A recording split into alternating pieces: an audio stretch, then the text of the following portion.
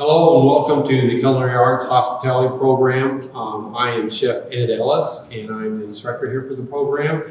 And we'll spend a few minutes here talking you through some of the opportunities that you'll have for the program. And then we'll do a little brief walkthrough of the classroom and the lab. So the first thing I want to point out is that we have a number of dual credits from Vincennes University. Vincennes is just up the road from Evansville, and the students can earn up to 14 dual credits. And at the college level, that's about a semester worth of credits. And it's right now there's no charge for the students, so it's a really good deal for the students. The other fun thing is that we do cook. We try and cook the majority of the time, 3 or 4 days a week. We're in the lab cooking, making things in the lab, and right now we are eating our homework. So the students today, they worked on chocolate chip cookies. Some of the students this morning, first year students, worked on some quick breads, buttermilk biscuits, and again, they get to eat what they make. So that's kind of one of the pluses with it. It's not a typical home ec family consumer science class. The program is designed to introduce you to the work field, the culinary field as far as work goes. Ideally, when you complete the program after 2 years, you'll be able to enter into the work field if you're not already there in something more than an entry-level position. And it also prepares you for college. The majority of the students that do go on to college are much better prepared for that college experience in the labs and things like that because they've actually spent time in the kitchen here. And then a couple other little things. We get to wear cool hats. So all the students do dress in uniform. They have a chef's uniform, pants, and a chef's hat that they wear when we do production in the kitchen. We are inspected by the health department, so we do have to follow all those health department rules, just like any other restaurant would have to follow. And then everybody wants to be your friend. The fact that we cook on a regular basis, and there's always things to take out and take home and to eat and snack with. There's a lot of folks that want to be your best friend. What else? We'll take a brief little look around the classroom here. It's a little different setup this year, but we actually set up for about 24 students in class. And then this is our demonstration lab that we have here. And we do have guest speakers that come in. And also I demonstrate from this lab in here at least once a week usually. I usually do the hands-on demonstrations before the students actually go into the kitchen and do their lab work.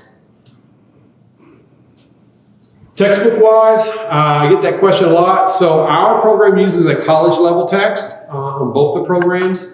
The first-year students, their textbook is actually a Johnson & Wales University textbook, and that entitles those students, if they do choose to go to Johnson & Wales University, which there's 2 campuses that they can attend, they can get some academic scholarship because of the fact that we use that textbook.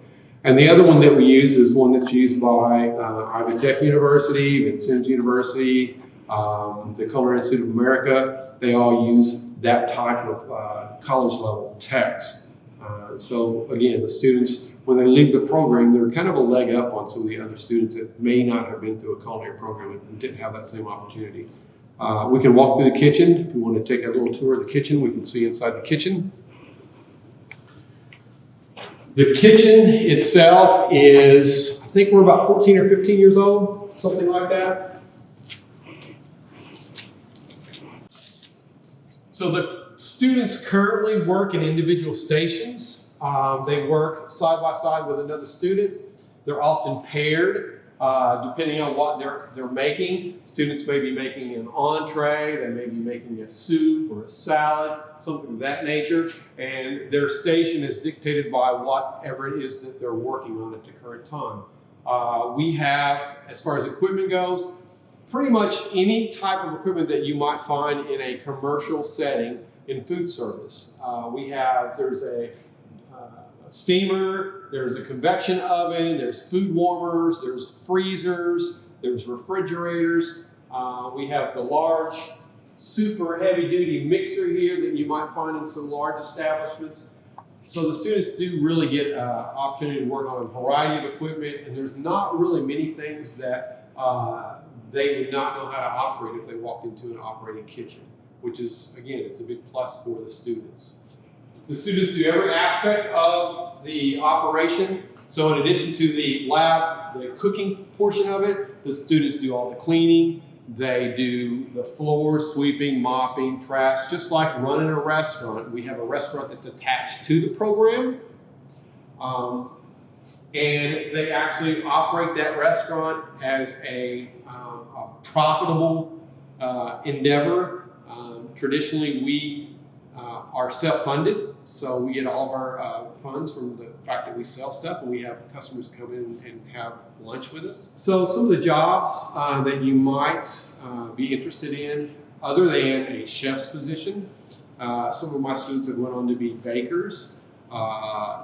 There are chefs that actually don't work in restaurants, but maybe do private catering. I have a number of students that are in private catering now. I have students that work on cruise ships.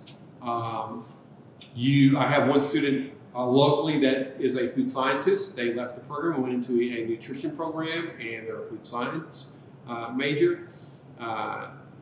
If you like sports, there's sports nutritionists and chefs and private chefs for most all of the major athletes that are out there. I have one young man about 10 years ago that was at Sullivan University in Louisville, Kentucky, and he went on to cook for the U.S. Olympic team in China in 2000, which I thought was a pretty cool thing. As far as food goes, it really hasn't changed in hundreds of years. If you learn the basic techniques, there's really nowhere that you can't go and cook food. And the opportunity will always be there. People always will eat. So they're always going to be hungry, and they always want someone to bring them something new. It's a 2-year program. Ideally, we want you here both years. You do not have to have any prerequisites. It is a plus if you've had some kind of food class or nutrition class or something of that nature. You'll understand the cups and the quarts and the ounces and things like that a little bit better if you have had one of those classes. But it's not mandatory. It is definitely not mandatory.